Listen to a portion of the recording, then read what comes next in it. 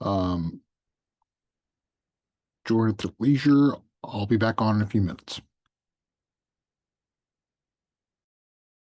This calendar year, um, wanted to formally say hello to everyone. We're your new co-chairs, both Christina Lopez and I, and we were absolutely thrilled to be with you. Wanted to start off by conveying our sincerest gratitude to our former co-chairs, Veronica and Marquise. Thank you ever so much for everything that you have done throughout the period of your tenure, and all that you continue to do to help facilitate a smooth transition. That is the object of our sincerest appreciation, and we look forward to your continued contributions. At this point, I wanted to call this meeting of the Landmarks Preservation and Parks Committee to order at 6:36 p.m. I'll be doing the roll call in a few seconds, and if you can please respond with here or present. Christina Maria Lopez. Here. Marquise Bell. Here. Andrea Brecker. Here. Gregory Brito. Patricia Caldwell Johnson. All right. Dejan Delapino. Okay. I believe we do have quorum. There's 4 of us that are present. Correct me if I'm wrong, Christina, but I believe that was 4. So quorum is present. We'll be able to adopt minutes and other motions throughout the meeting, and take any votes on issues that need to be taken. So I wanted to start off with a motion to adopt the February 2026 agenda. So moved. Second. So moved. Lovely. I think at this point, you can go ahead and adopt them.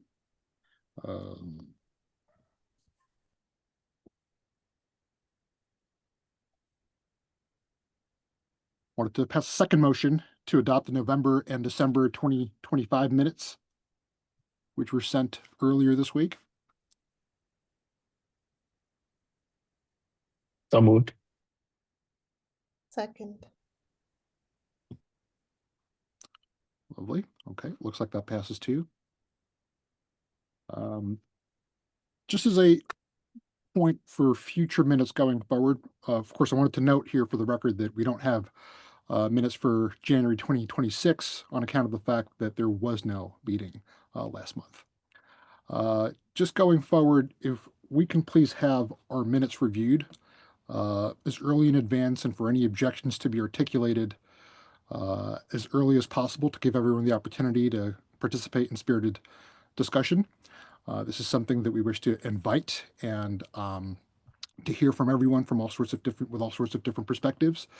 But from an efficiency standpoint, to avert being in a position where many minutes linger on for a month, 2, 3, in this case, close to 5, in the interest of time and efficiency, if we could please have those objections or any observations or reservations for that matter articulated as early in advance as possible. We're always going to be giving you at least 3 days to hear back and to give and take with any points. I encourage everybody to make their input known, but until then, just the interest of not finding ourselves in the position that we have been over the past few months, you'd be encouraged to do so. We have a few presentations that are scheduled for today. Well, 2 to be precise. The first is going to be for 426 West 144th Street. We'll be hearing from Maya Packler. So if you're ready, Maya, the floor is all yours. I'm ready. Can you guys hear me? Yes, very good. Okay, great. Well, first of all, good evening, and thank you so much for having me here. I'm going to share my screen so you can see the presentation. Okay. And everyone see this? Okay, perfect. So my name is Maya Pakwar. I'm an architect with a design build firm, Smart Design in Brooklyn. And I'm here tonight to present our project at 426 West 144th Street. We are renovating a single-family brownstone, which is a 2-unit residence. 1 unit is on the first floor, which is a garden floor in this case, and the second unit occupies the next 3 floors of the buildings. So here on this slide, you can see the map of Hamilton Heights Historic District with our building highlighted in blue here. And if you zoom in a little bit more, you can see that we are located here kind of in the middle of the block on 144th Street between Hamilton Terrace and Convent Avenue. So here are some of the historic photos of the building, tax photos from 1940s and 1980. And the third photo on the page is the present day photo. And you can see that the building hasn't really changed throughout the time. Here on this last photo, I'd like to point out a particular configuration of this type of a brownstone that has a very low stoop, 2 steps, in fact. Now, what is commonly referred to as the parlor floor, or the floor one enters from the stoop, is here actually a garden floor. This is a very specific feature of this type of a brownstone. And after doing some extensive research and talking to our friends at LPC, we figured out that this type of a brownstone is called American basement house. And I'm just pointing this out because I will talk about this a little bit further down in the presentation. So I also want to show the backyard photos. This is our property right here. So you can see it is a 4 stories above ground.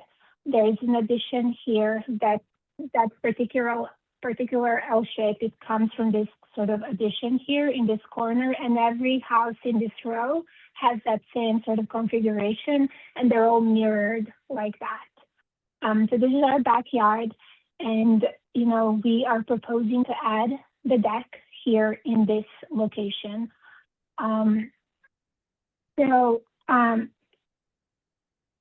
Which kind of brings us to the reason we're here. So we're trying to add the deck to the second floor in this kind of hollowed out space between the 2 buildings, which is the living area of the house.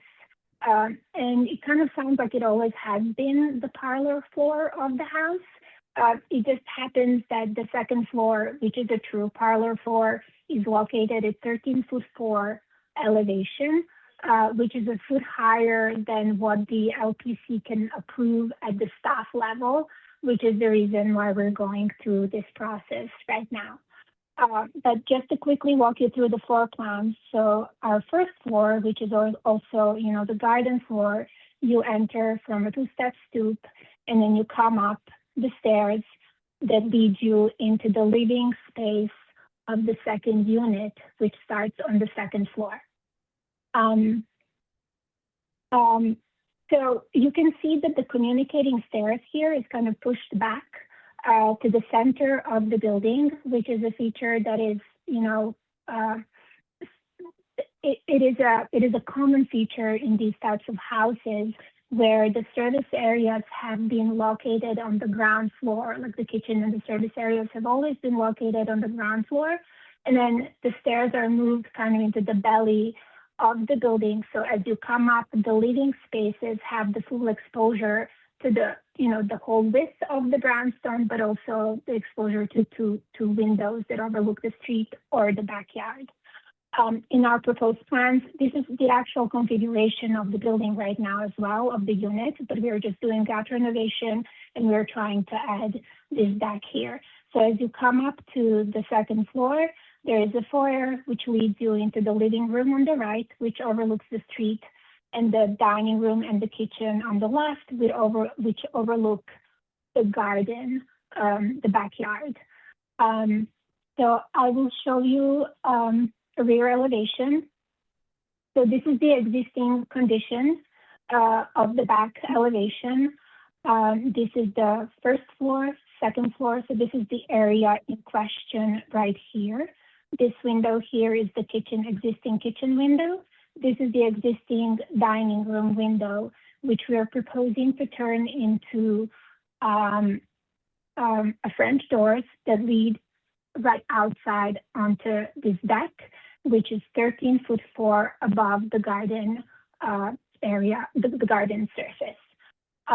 There is another elevation here as well. This is the side elevation, showing the door from the garden level stepping down into the garden. And we are proposing to add another window here and a deck as well. This is the side view. One thing to kind of point out in this elevation, it's a little misleading because the neighbor's fence is actually up to here. So you cannot really see the full extent of the stairs coming down into the garden. Next slide shows the visibility diagram from Hamilton Terrace.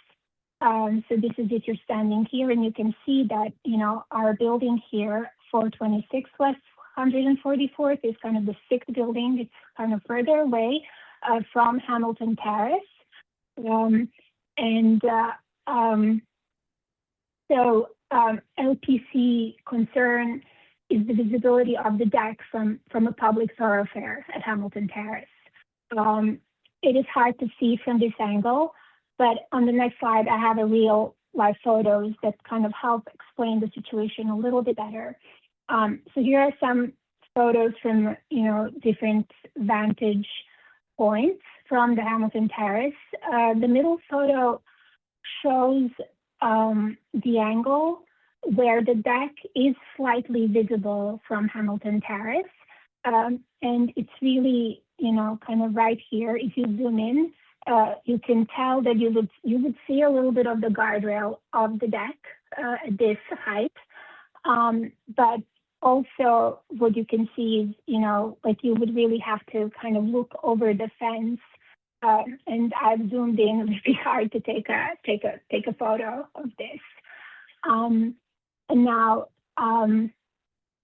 so for the look of the deck, it's basically it's a simple steel structure that we are proposing to paint in neutral gray color as agreed upon with LPC. And the floors of the deck are perforated metal to allow the light to come through into the garden area. So I also wanted to finish on this slide. Our LPC sort of liaison suggested I show you guys this. It is a similar project that is in the neighborhood. It is located on 146th Street. And its backyard is visible from Convent Avenue. There's like an alley as you walk up. It's a very similar to our angle, but their deck is actually higher. It is on the third floor. And so here are the photos. This is Convent Avenue sidewalk here. So as you come up, if you go north, there is this kind of clear opening where you can see the backyards of the buildings on 147th and 146th. You know, and as you come closer, you can see kind of the stairs here. And really, this is the deck, which is in this situation located on the third floor. So a little bit higher than what we are proposing. I'm really hoping that, you know, this helps with your recommendation. I know it's not, you know, great to spy on the neighbors, but there is a precedent. This is really my presentation. Thank you so much for your time. And I can take any questions if you have any. Many thanks, Maya. If people can kindly raise their hands if they have any questions or comments to make at this point.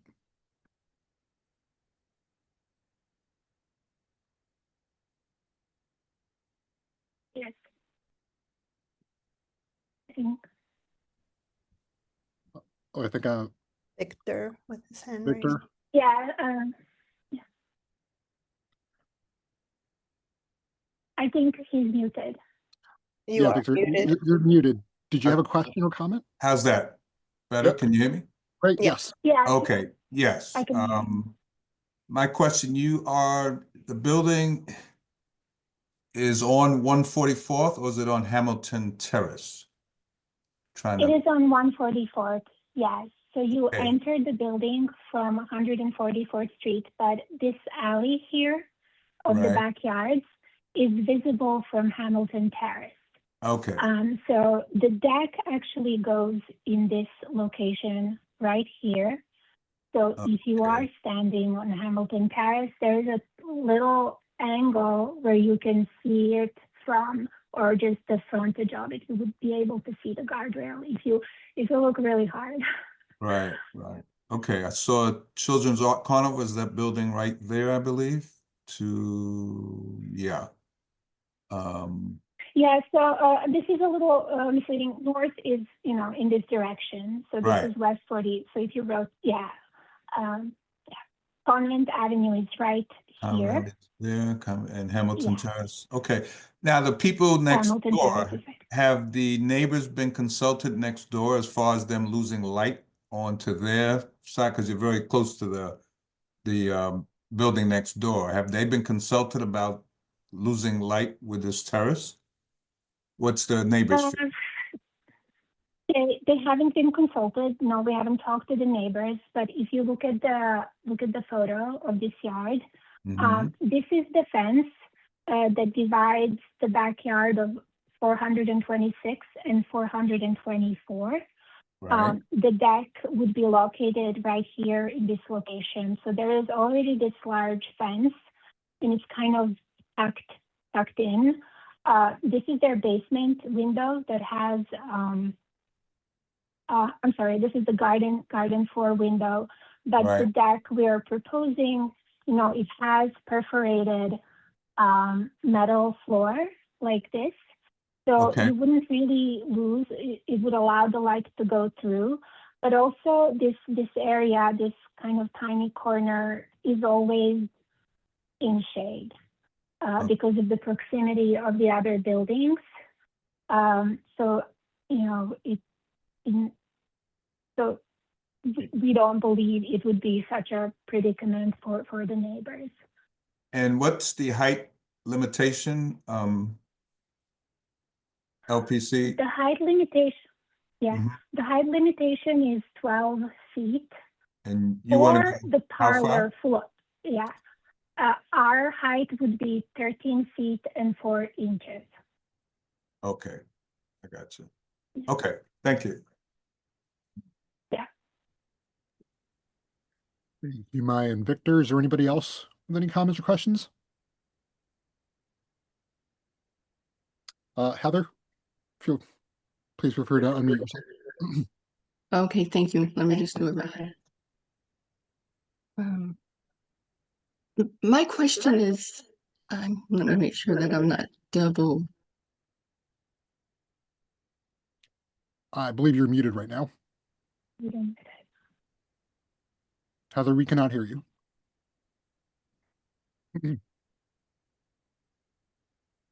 Heather, I can see. Oh, okay, sorry. Can you hear me now? Yes. Yeah, Okay. All right, it's a little echo. My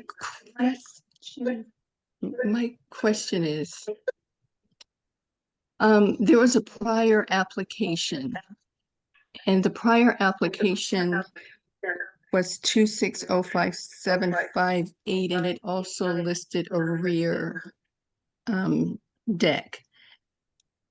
Can you help us understand why there is a change to the new application? yeah, of course. If this is the application you are talking about, so we have submitted our drawings to LPC with the deck and with other sort of changes that we would do at the rear facade. They've approved all of them except for the deck. So they suggested that we actually split our application into two. The original application would just show the changes on the openings of the facade, which I can show you here on the rear facade. So the original application that is approved by LPC and DOB right now, we have approved French doors here at this location with the Juliet's balcony. That is kind of our backup plan if this deck doesn't get approved. This is the Okay. reason why there are two applications. LPC suggested that we, in order to keep moving with the client, you know, to just, because it took us some time to, you know, to schedule the meeting so we just wanted to move forward, at least with the part that we knew is going to be approved by LPC. Okay, all right, thank you so much. Yeah. All right, so if there are no further questions, I would like to thank Maya for your informative presentation and taking our questions. We will now be moving on to a presentation for the 200th anniversary of Seneca Village's founding. Shatik, the floor is all yours. Heather and Maya, if you can please mute your mics. I think that's what's creating the Of course. echo. Yeah. Thank you. Shatik is. Good is Shatik evening. with- I'm Oh. Jessica McLean, and I'm here with my colleague Cameron Lee, who has also just revealed herself. Hi, Cameron. Wanted to thank you, Community Board 9, for giving us the opportunity to be with you tonight and to present. We are here to share a project that is currently underway. My name is Jessica, and I am the Director of Public History with the Central Park Conservancy. And Cameron, my colleague, is the project coordinator for the Seneca Village project. We have been fortunate enough to receive a grant by the Mellon Foundation to spend the next 2.5 years engaging with the community to discuss the permanent commemoration of Seneca Village in Central Park. We have a deck. Is that something that can be pulled up, or? I think we sent it in advance, if it's possible to pull that up. You should be able to share screen, but I could pull it up as well. That's preferred. Cameron, do you have it with you? Let me pull it up. It might be faster. Give me one Okay. second. Great, thank you. So we wanted to just share with you tonight, explain what Seneca Village was, where it was located, and what we are seeking to do with this project. And we are here for community input, and would like for you to, we're just here, excuse me, to share out the information with our community. And I think my dog also wants to join, if you excuse.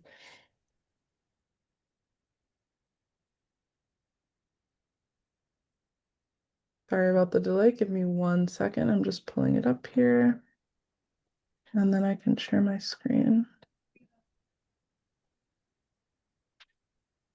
All right.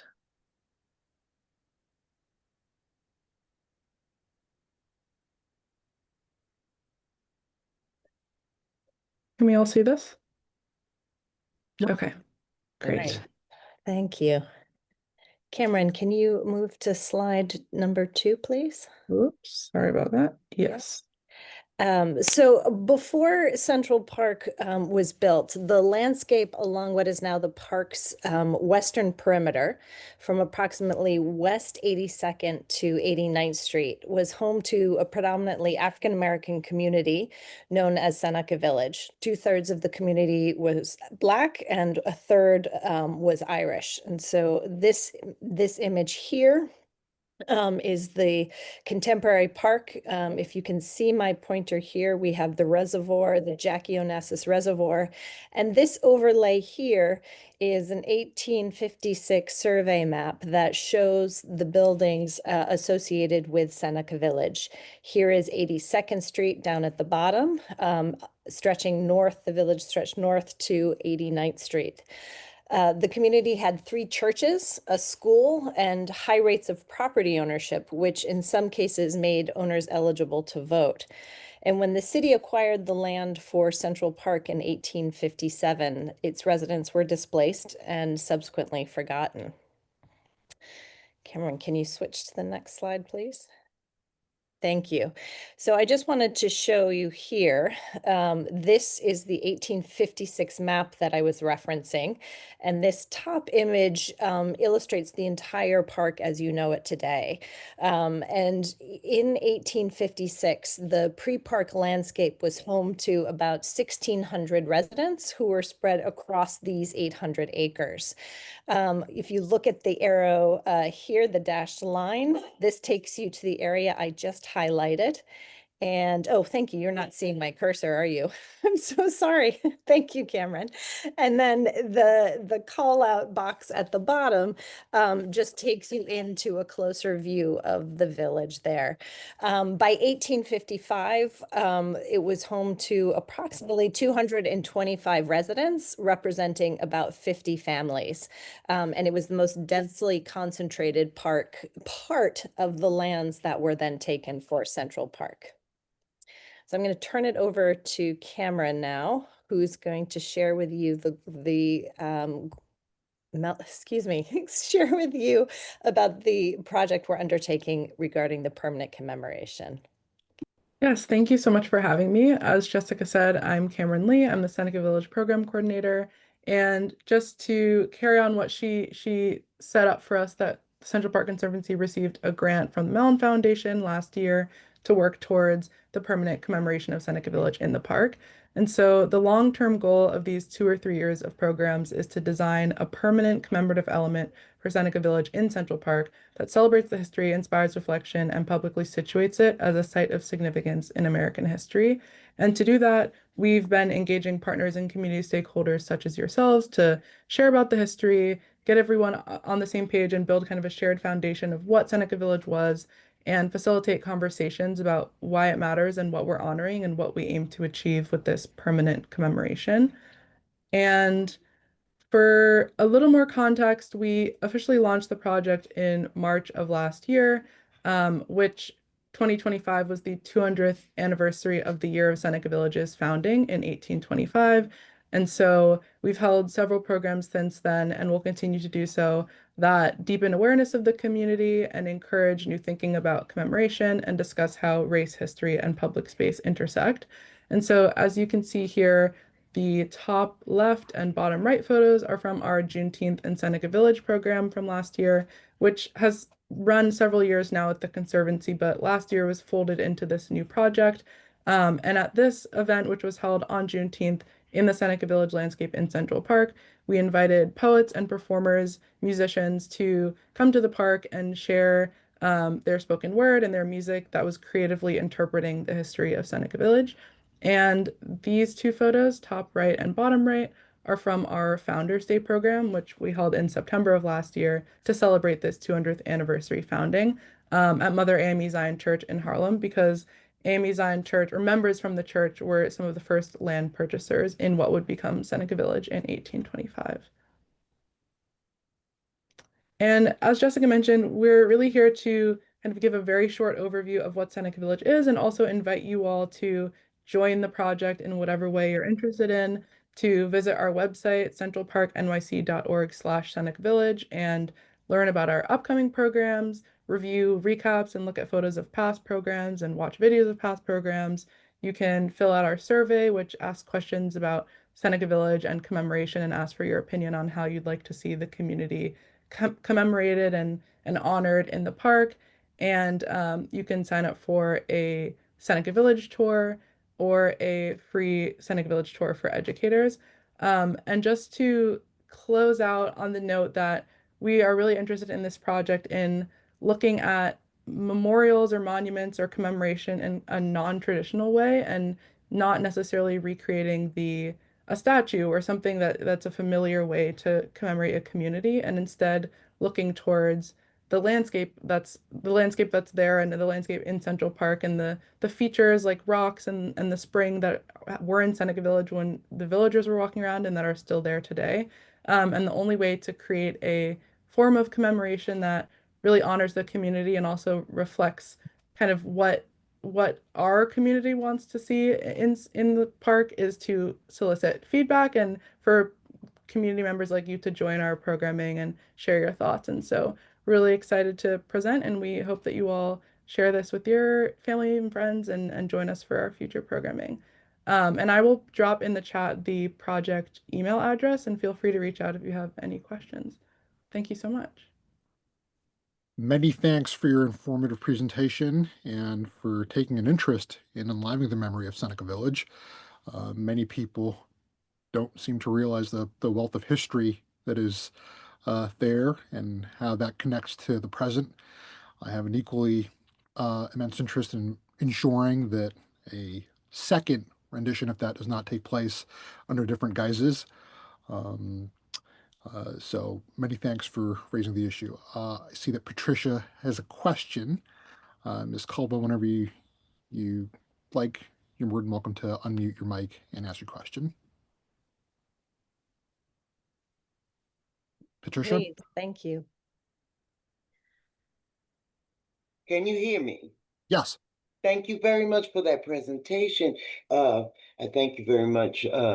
It's very kind of the Mellon Foundation to offer the money for that commemoration for Seneca Village.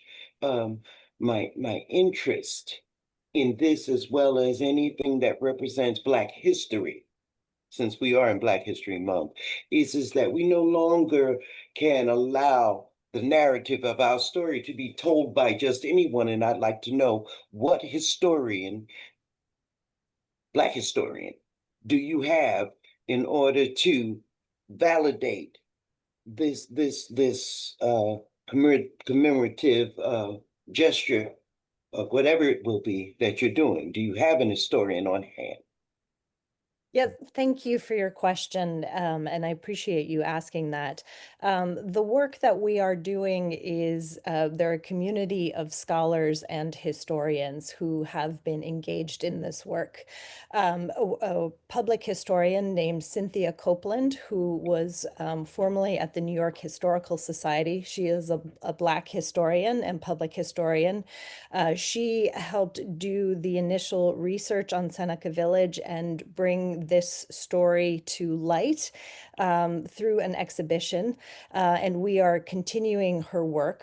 We've also worked closely with Cal Jones, who is no longer with us, but he was the Manhattan Borough president. He has done extensive research on tracing the descendants of Seneca Village, and it is through his genealogical work that we have been able to connect with descendants of Andrew Williams and his wife, Catherine, who were among the first to purchase land in Seneca Village. So we have now been able to connect with descendants, with the William family descendants, and they have been a part of the story.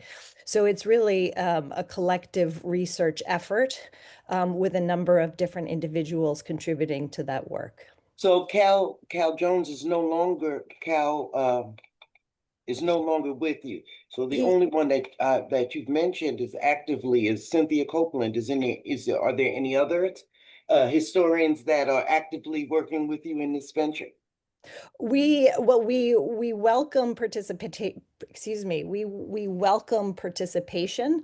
A gentleman named Eric Washington has contributed work. So we are not exclusive. We have involved, or we are really, there have been Black scholars involved from the beginning.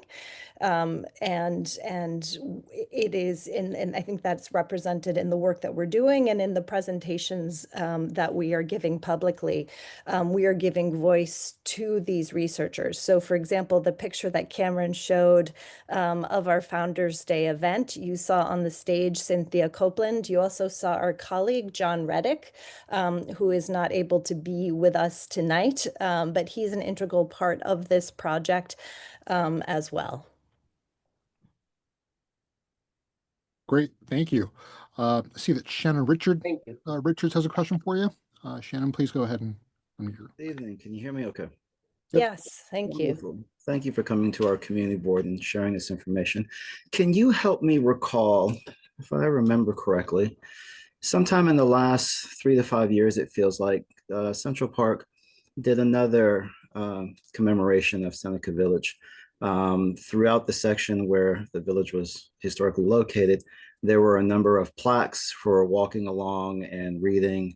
And if I also remember correctly, there were some kind of, and I know it's not plexiglass, but there was some kind of a clear panel structure that allowed you to look at the landscape of Central Park through this sort of this clear window that was etched into the window, what you might have seen if the structure still existed. So imagine taking a piece of plexiglass, sketching the relief of the church, holding it up in front of you, stepping back 5 feet and realizing that if the church were still there, you would be seeing the outline of the church through this piece of plexiglass that was now representing your visualization. Do you recall um, do you recall those structures within Central Park? When did that take place, and are those still in place?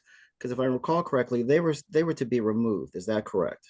So, and thank you very much for bringing this up. The exhibition signage that you refer to are still in the park to this day.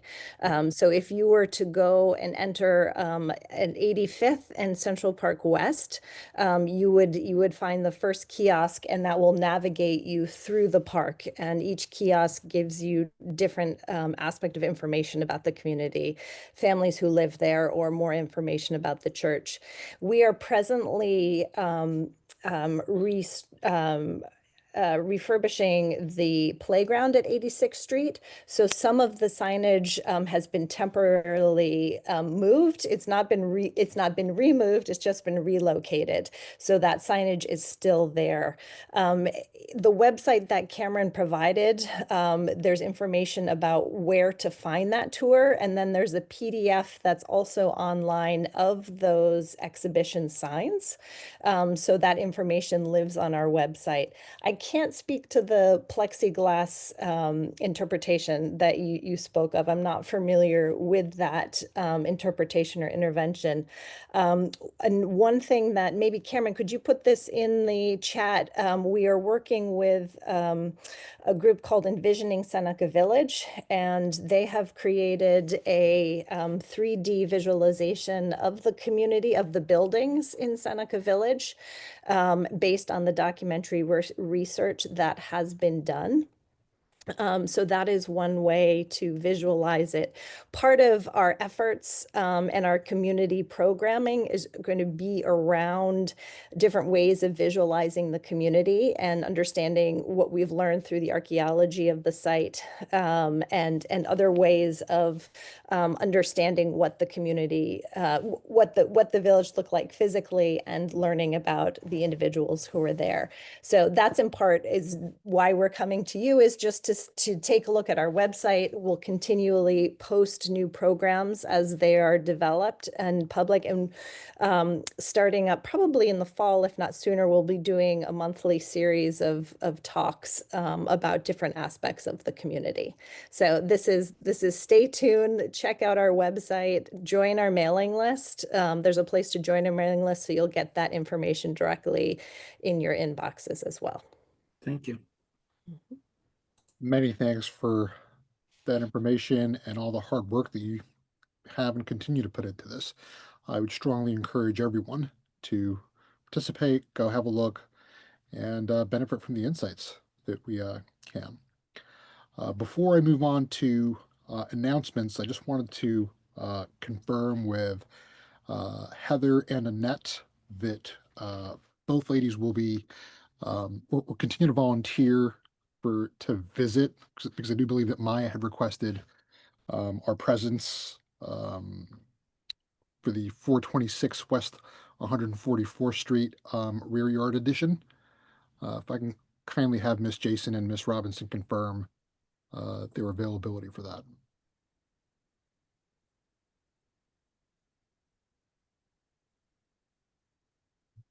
Heather or Annette?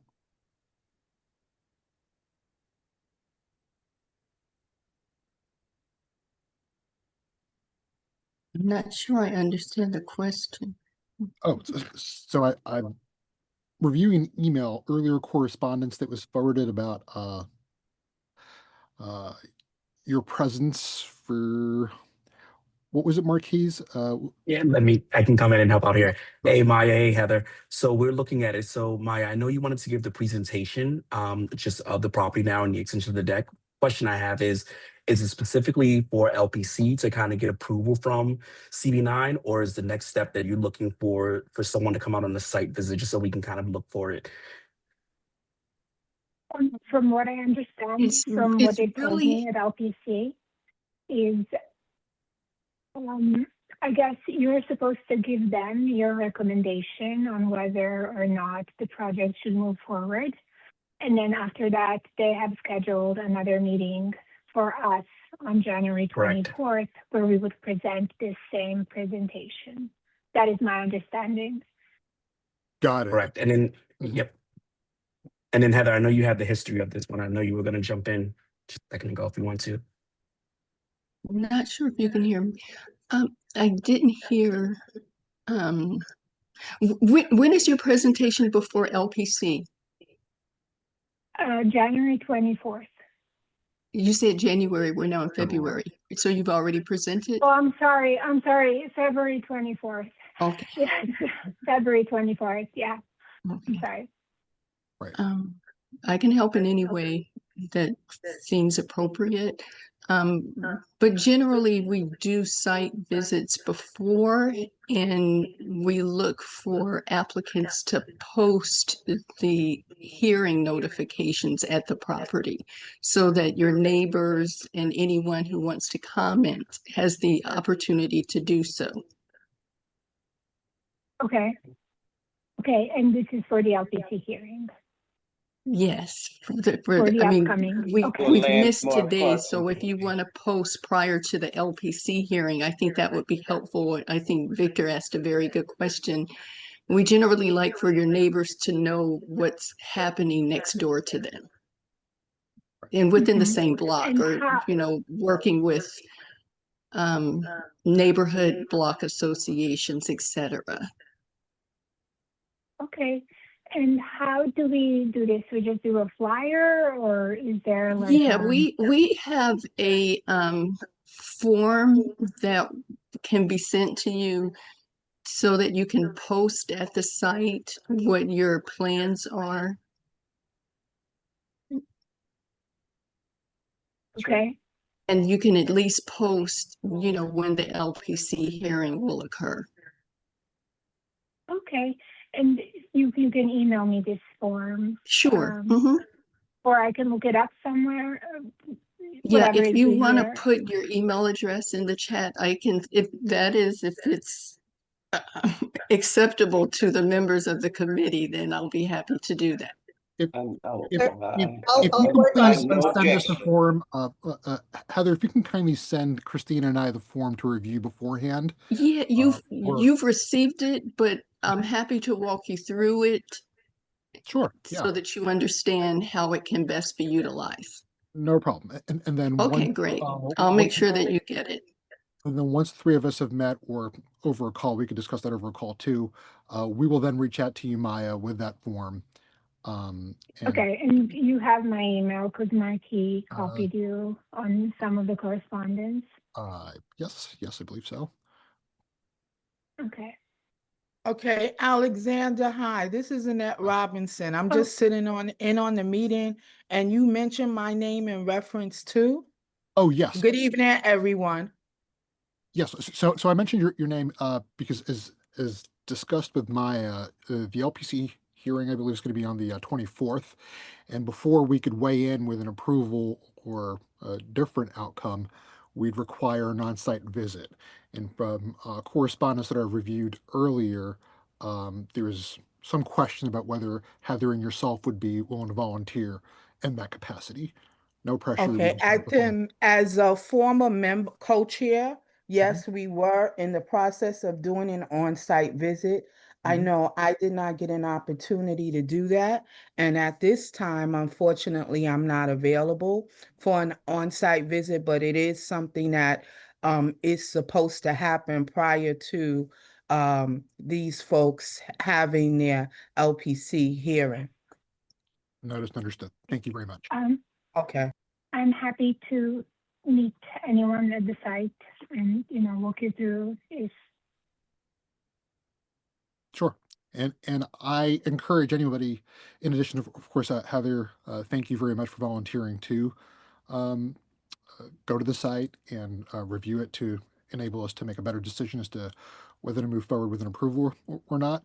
But I invite anybody else to volunteer in who wishes to volunteer in that capacity to let us know and to reach out to both Christine and I. All right. And with that, we've concluded. So, I'm sorry, can I Maya, just ask a question? please. So regarding the site visit and regarding whether or not, like, your communication with LPC, that will not be, nothing will be decided tonight. You will have some sort of a vote in near future, and then you will give your recommendation directly to LPC, or will you be in touch with us or me, or how does that work? I'm not sure. The Well, process. Yeah, it would be in the course of our meetings. We can't take a vote outside of them, is my understanding, procedurally Mhm. speaking. So we would have to vote on that next time around. But obviously, we're unable to really weigh in on that prior to having someone, physically present on the site, ensuring that ample notification is Okay. provided to your neighbors so that their input is both solicited and received, so that we can get a better sense of how the community feels about the project. Okay. And then you have meetings once every month. That is my Correct. understanding, right? Yes. So then perhaps on your next meeting in March, that would be voted or decided, which means that I cannot present on the 24th to LPC. That is correct. Yes. Okay.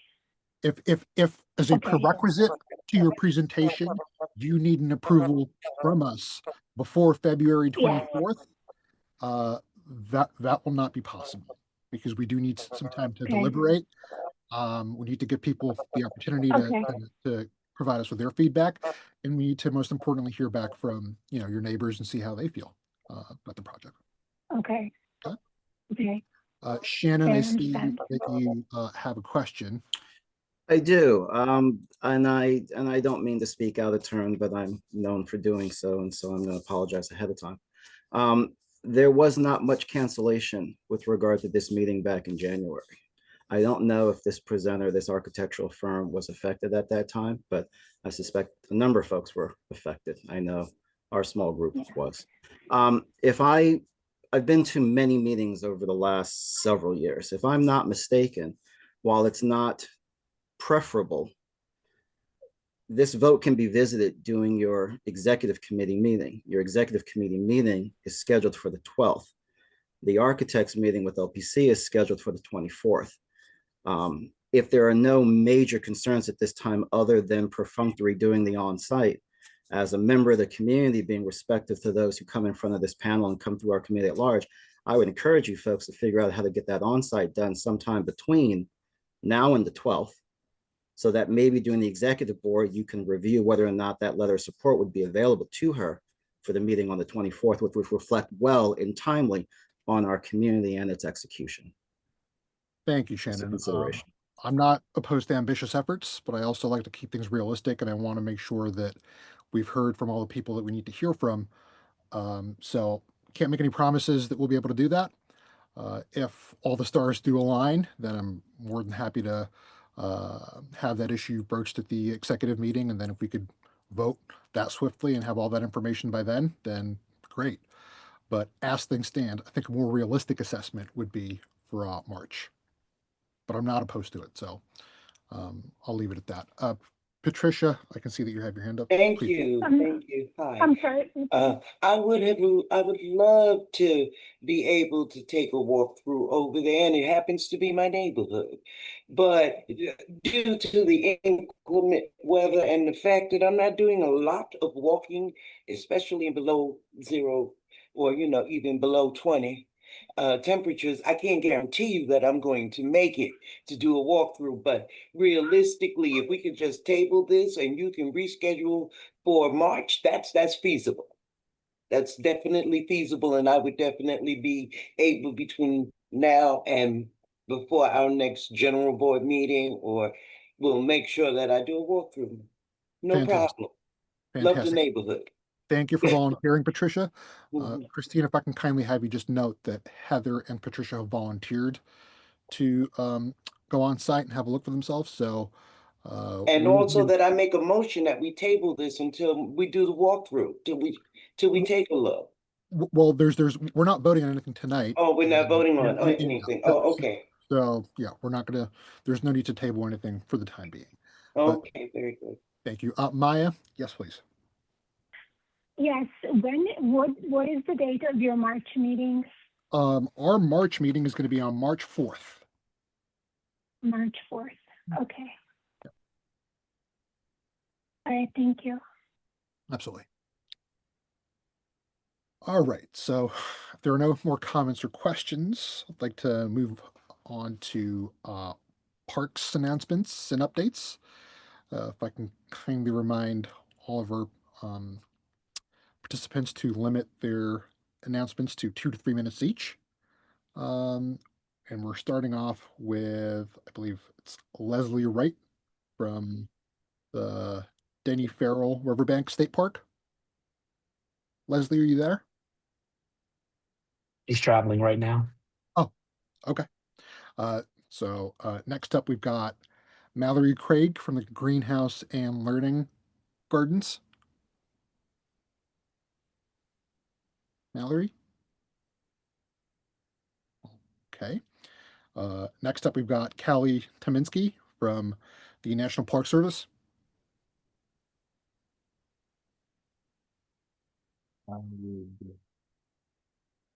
Callie, you there? All right.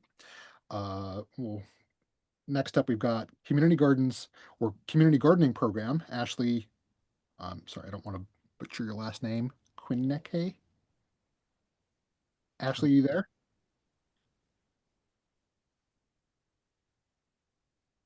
Abraham, just a suggestion, I would check the screen to see who's actually in the room.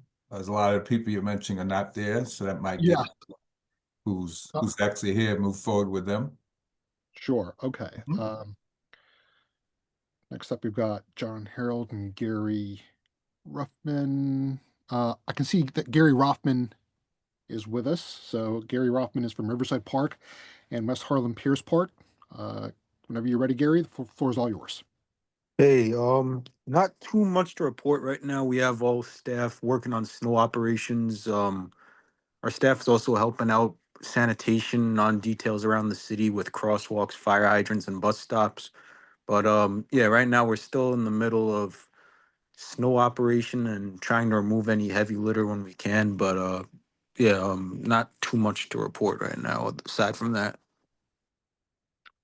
Great. Thank you very much, Gary. Stephanie Caban's up next, but I don't see her online. Stephanie made a post earlier Uh, asking me to cover for her. If that's okay, I'd like to do so. yeah, sure. Go ahead. Wonderful. Okay, so she sent a message I just put into the chat, which will also be part of your text log for the meeting. And if you permit me, I will read. This is on behalf of the Riverside Park Conservancy. Teen Corp is a horticultural internship program that offers high school students the opportunity to work in Riverside Park for the summer. Meeting on Tuesdays and Thursday mornings in July and August, interns help us weed, pick up trash, and remove introduced species from 110th Street to 181st Street. We also have many lessons on environmental justice and accessibility. Interns receive $1,000 at the end of the summer upon completion. Because of a grant from the West Harlem Development Corporation, we, Riverside Park Conservancy, are mainly accepting applicants who live within CB9. To apply, Stephanie has offered her email address, and I'm not seeing it, but I will, oh no, her email address is in the text there, and then also the link will take you to Riverside Park Conservancy's Teen Corp program site. So she wanted to get that message out, and I do recall the program being rather robust last summer. If there are any questions, please reach out to Stephanie at the Conservancy. I'm sure she'll be happy to promote and answer those. Great. Thank you very much, Sheena. Of course. Next up, we would have had Karen and Clyde, who I don't see to be with us, from the Friends of St. Nicholas Park and Morningside Park, respectively. Karen, hi, this is Tapashi. Karen is having trouble connecting to the link, so she's not here right now. Got it. Well, Tapashi, while we have you on, you are more than welcome because you're next up in line. You're from New York City Parks, historic Harlem Parks. So, the floor is all yours. Yes, thank you. Good evening, everyone. My name is Tapashi. I'm the Historic Harlem Parks Administrator. I have Morningside, St. Nicholas, which are in Community Board 9, and Jackie Robinson in Community Board 10, and Marcus Garvey in Community Board 11. For the purposes of this meeting, I'll focus on Community Board 9 events. I'll start with Manhattan Recreation is hosting an open house week from February 15 to February 21st. You can enjoy free fitness classes and activities at a rec center. You could take a dip in our pools, try out the fitness equipment, drop in on sports programming. Any or all of our rec centers, which are 11 in Manhattan, are available.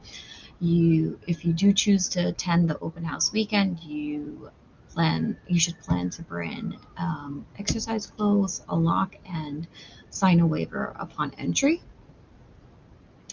For Black History Month, the Urban Park Rangers are leading a tour starting at Morningside Park at 110th Street and Manhattan Avenue, and then heading up to St. Nicholas and ending at Jackie Robinson Park. You'll learn about history, geology, and ecology of those parks. This is on February 21st from 12 to 2 p.m. And we're also hiring. So if you know any young folks looking for jobs, we have a lot of our seasonal postings are open right now. We have the city seasonal aide, gardener, associate park service worker, and city park workers positions available. We also have our park enforcement patrol is still hiring as well. And last but not least, our summer lifeguard qualifying exams are still happening. This is one of a few tests that are required to be a lifeguard. The qualifying exams are being held in each of the 5 boroughs, and they are until late February of this year. The other qualifying tests that are required is a swim test and a vision exam. Candidates who pass the qualifying test may enter lifeguard training classes to become certified to work on the beaches or outdoor pools this summer. It's a great job. It starts at $22 per hour with an additional $908 training payment. So if you know any young people, please let them know about our postings. And of course, our recreation division as well has a lot of seasonal positions posted on our parks website. Great. That's it for me. Thank you very much for that. Marquis, I see you have a question? Yes. What's the Tapashi? What's the age range that it starts? I know it's high school, but what's the youngest? Is it 18? So for the jobs, the seasonal jobs, it varies, but most of them are over 18. Okay, perfect. Thank you. Mm-hmm. Lovely. Thank you very much, Tapashi. Next up, we've got Matt Genrich from New York City Parks Regional Director. Hi, everyone. Happy New Year. I don't have any additional announcements except for what Tapashi already announced, but I would just encourage everyone, if you see our staff out working, shoveling snow, please thank them. They've been working very hard for 2 weeks straight, including removing snow from non-parks property, going down bus routes, major bus routes across the city, down St. Nicholas Ave, Broadway, Columbus. Please thank them. It goes a long way, and so they know their work is appreciated. That's all I have to say tonight. If anyone has any questions about any of our parks, feel free to reach out to us. We're always here and available. Absolutely. And please do convey our sincerest gratitude for the great job, the monumental job that they've done. Continue to do. Alexander, I do have one more update as well. Sure. If I can go ahead and do that. The Jackie Robinson Day Festival is April 18th. It'll be from 12 to 4 this year. In previous years, we've had Community Boards 9, 10, and 11 table at this event, and I think that's a great idea because this is the Harlem community. So typically the community board will organize to have shifts of people helping to table. So please let me know if you're interested in tabling again this year at the festival on April 18th. Great. Thank you very much. Last but not least, from West Harlem Historic District, Ewan Chin, but I don't believe they are with us right now. If there's anybody else that was scheduled to make an announcement and was not present when we first started the session, and whose names I called but were not there, that are now there, please feel free to make yourself known at this point.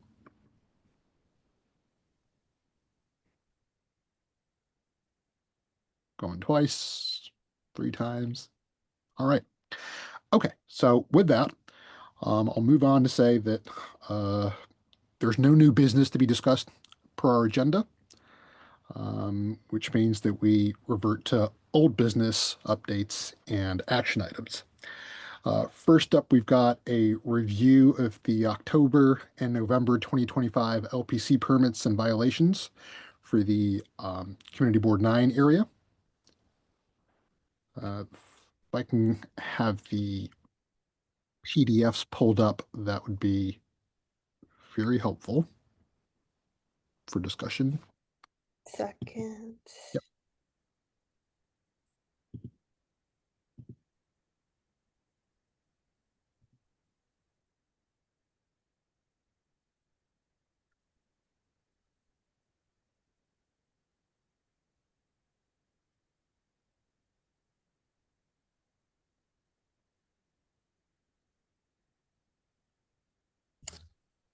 Sorry for the delay. I'm gonna drop it in the chat while I work on sharing the screen. No problem. While we're waiting, I had a question, Abraham and Christina, if you don't mind. Alexander, yes, please, go ahead. Sure. See Stephen Cunningham from Parks here. Did you have a report, sir? Or are you just sitting in with us this evening? Oh, he messaged us saying that he's in transit and has nothing to report Okay, outside of snow removal. gotcha. Great, thanks. Just checking.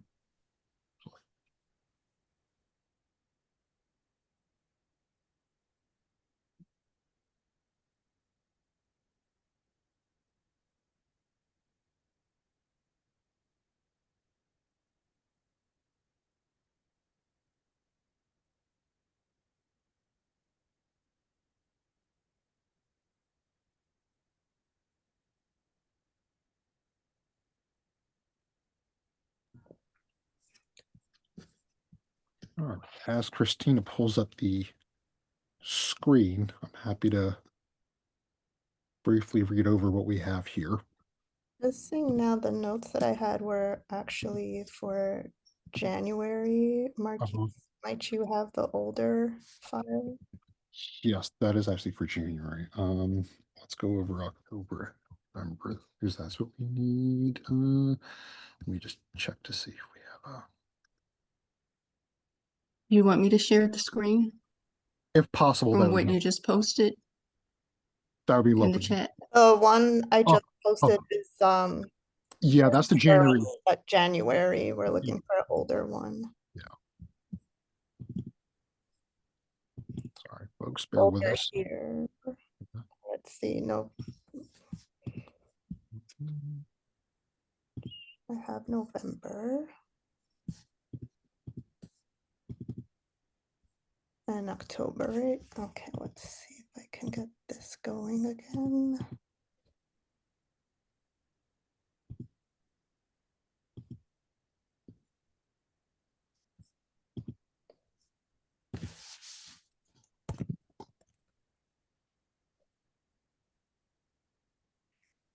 It might be helpful to share it. I can do it quickly. I'll add it to the chat now. My privacy connection is too tough on Zoom. Sorry, everyone. No problem. The wonders of modern technology.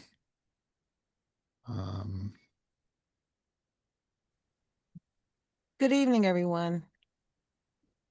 Sorry to be late. And Christina and Abraham, hey, we all go through it and you just roll through.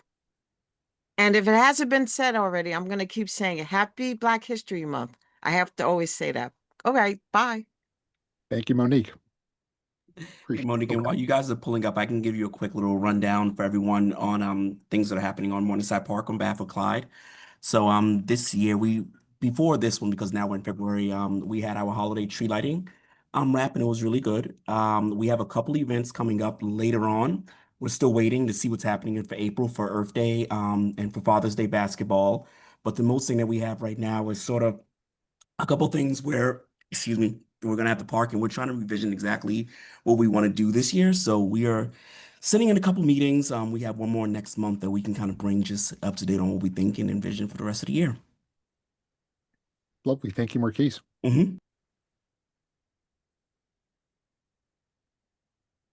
All right. While we try to get this pulled up and shared on the main screen, I'm happy to go through what we have for October. So we started off with a permit application. What are we trying this year? The LPC report?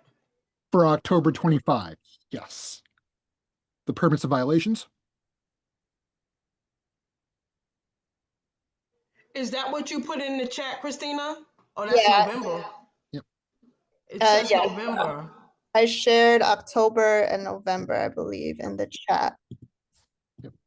So we're looking for October? Is that what you're saying? Yeah, we'll start with October and then November. I'm just unable to share my screen at the moment, unfortunately. Okay, I'm looking in the chat for above is October. Okay, so let me see.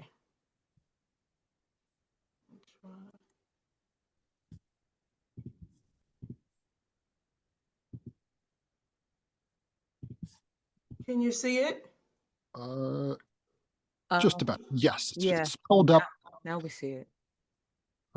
If it's at all possible to zoom in, that would be greatly appreciated.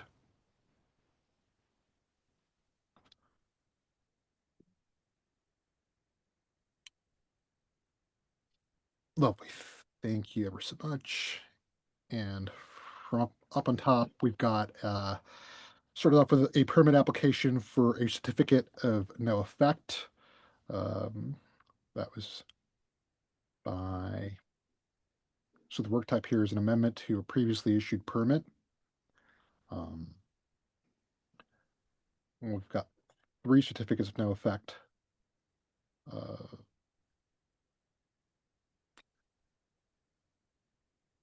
Marquise, just a quick question, if I may. Is it, I can see that this is on the, it's the first item for old business, but is the idea here to go through each and every one of them individually, or is it just a? We're actually, so for the October one right here, it looks as if we have nothing that of any concern, just in looking. So we're just moving to approve that we have, I think there was a second page. Can we just scroll down? I didn't think there was anything. There was a second and third page. And it looks like we had no issues or any violation except one at the bottom. Yes. Which was for Hamilton Heights, Sugar Hill Northwest. Is that, I can't see that on. Correct, yes. 414 West, 154th Street. And it was for a failure to maintain the facade. Correct. So we just need to contact or just kind of figure out a little bit more and looking inside of that. But other than that, that was the only violation that we had for October, I believe. Yes, that is correct. Thanks for that. Should I keep strolling? If you can pull up November, please, that would be very helpful.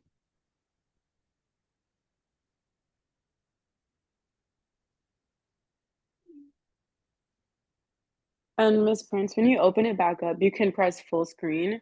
That would make it even larger. So that I Okay. can, yeah. Okay.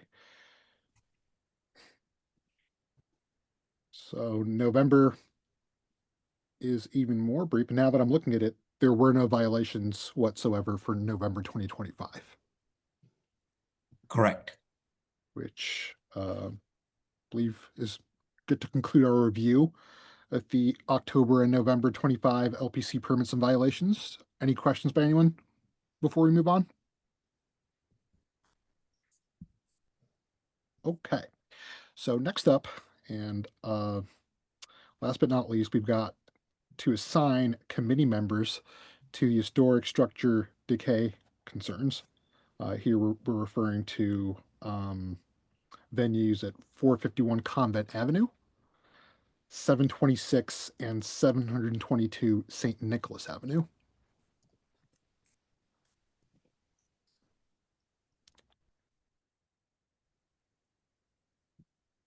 Now, this was an item, this is an old business item. Do we have any volunteers to that effect? What's the task, Abraham? To assign committee members To do what? The historic structure decay concerns. That's what I am reading on my agenda. Okay. What's the address? 451 Convent Avenue, and then we've got 726 as well as 722 St. Nicholas Avenue. And did they say exactly what the concerns are? Fortunately, that's all I have for this. It's just a structure decay concerns.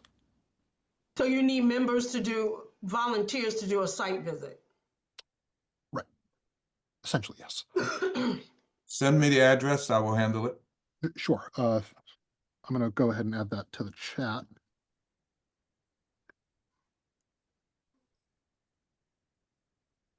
So just to be clear, a member or as Victor is volunteering to do a site visit, you take pictures and write notes and then bring it back to the committee. Is that what happens? That is my understanding. Marquise, is that correct? Yes, from my understanding as well. Okay. Yeah, if you share with Victor, and Victor, St. Nicholas is near me, I can try That's to across the street from walk over there. Excuse me? I'm so sorry to interrupt. No, go Hi, ahead. Go ahead, Reverend Ms. Caldwell. Caldwell. That's across the street from my church. That's the church property, if I'm correct. Is that right, Victor?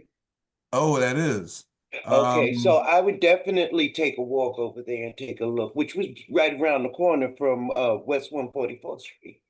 As a matter of fact, what we just spoke about. Like I said, I would definitely be there. So the address you're talking about is 451 Convent, and what's the second one? And then the second and third are 726 and 722 St. Nicholas Avenue. 726. And 722 St. Nicholas. Seven. It's in the chat for anyone that wishes to review that too. Okay. But So I'm sorry, going to a convent particularly, and if that's near the church, is that related to the scaffolding that's over there? Do we know? Possibly, because all I can see right now is structured decay. Okay. What was the date on that? How long ago? Because they're doing work in the building itself. That's right. Yes. Okay. The other thing, Ms. Caldwell, if you can do for us is with the church, the lights on the scaffolding are out. It was reported to me just recently by one of our board members. Yes, thank you, Victor. That's a long stretch with no light. I don't know. Go ahead. I remember when you mentioned it to me before. I made it my business to look 2 weeks ago. The lights were on the scaffolding. So if they're off, I'm going to make sure that make sure that they're on.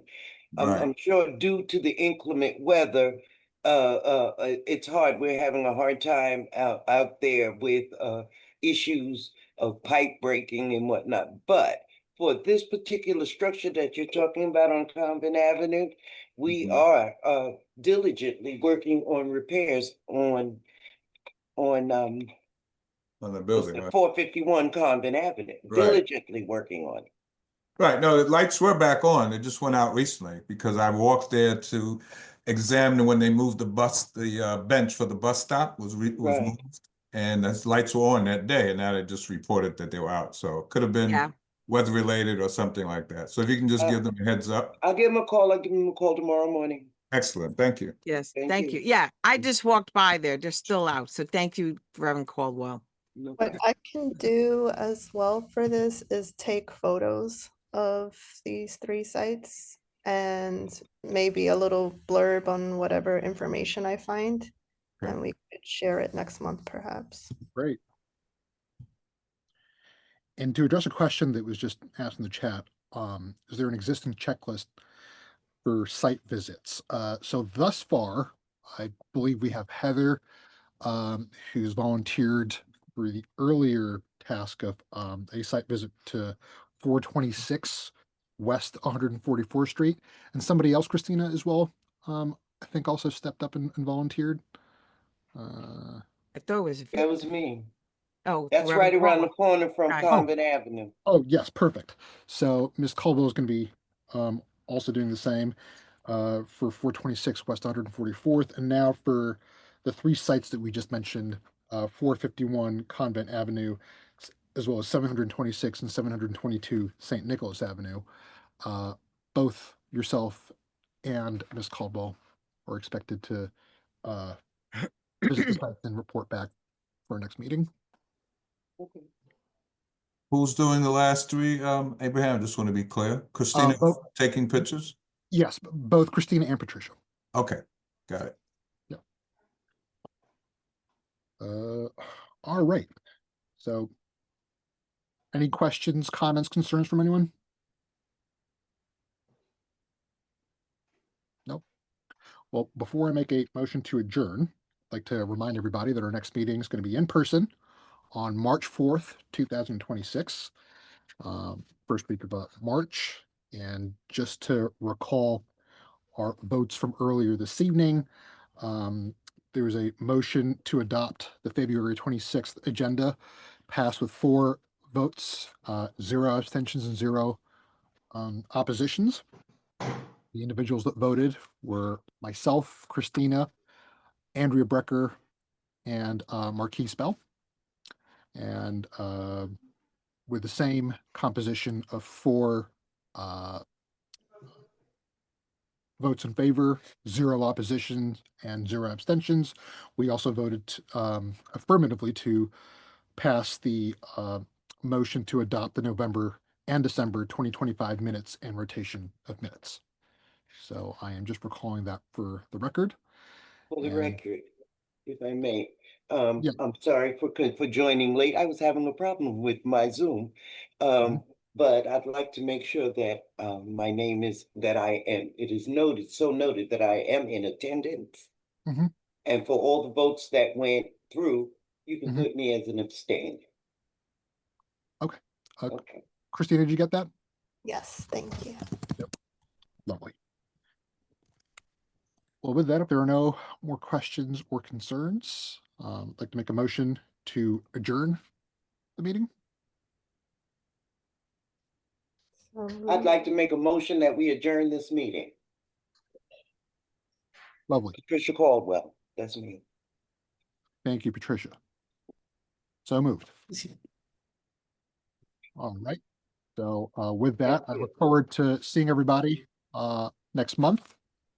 And until then, stay warm, stay safe, and look forward to hearing from you and seeing you then. Before Thank you. I added our emails to the chat for anyone. Thank you, Christina. Thank you. Good night. Good night, everyone. night. Stay safe and warm. Good night. Everybody.